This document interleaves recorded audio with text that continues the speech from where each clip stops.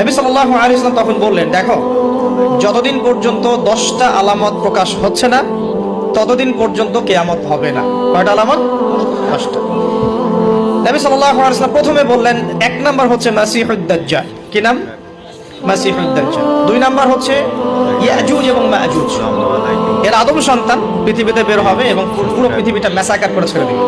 আর মাসিহুদ দাজ্জাল সেও বের হবে শেষ জামানায়, যে ইহুদিদেরকে নিয়ে পুরো বিশ্ব শাসন করবে, বিশ্বের প্রতিটা ডিপার্টমেন্ট সে রুল করবে। এবং দাজ্জালের যে ভয়ঙ্কর কোনো ফিতনা এই পৃথিবীতে আসে নাই, আসবেও না।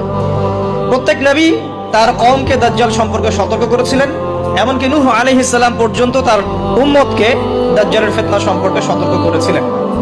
নবী সাল্লাল্লাহু আলাইহি ওয়াসাল্লাম বলেছেন যে তোমরা যদি সূরা কাহাফ তেলাওয়াত করো, প্রত্যেক জুমার দিন সূরা কাহাফ তেলাওয়াত করো, অথবা সূরা কাহাফের প্রথম 10টা আয়াত শেষ 10টা আয়াত মুখস্থ রাখো, ইনশাআল্লাহ তাআলা মাসিহুদ দাজ্জাল